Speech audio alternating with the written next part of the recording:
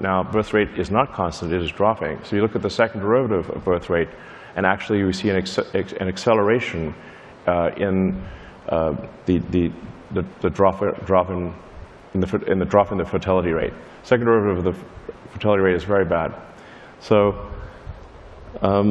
where does this lead? This does not lead to a greater civilization. This leads to a civilization that potentially dies not with a bang, but with a whimper in adult diapers. That is a sad ending.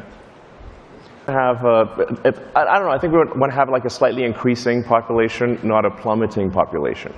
You know, and I think this applies to all countries and cultures. Like, I don't think we want any country or culture to disappear. We want them to ideally flourish and not disappear. So, in fact, one of the things that is overlooked by probably most historians is the role of low birth rate in the decline of civilizations.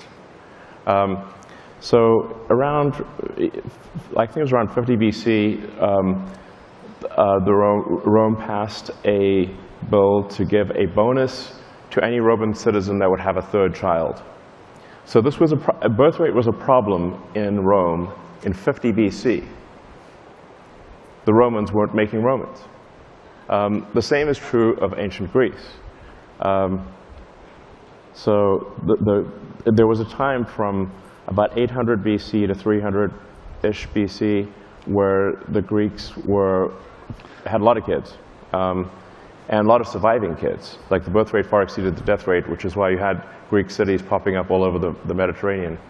But then, I think basically, it seems to be that prosperity destroys the birth rate. So when a civilization feels like it has no meaningful external threat and is very prosperous, that is what causes the birth rate to plummet.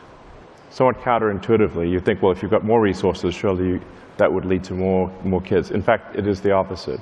The more prosperous a civilization, and the more a civilization feels that it does not need to defend against external threats, the lower the birth rate. I'd say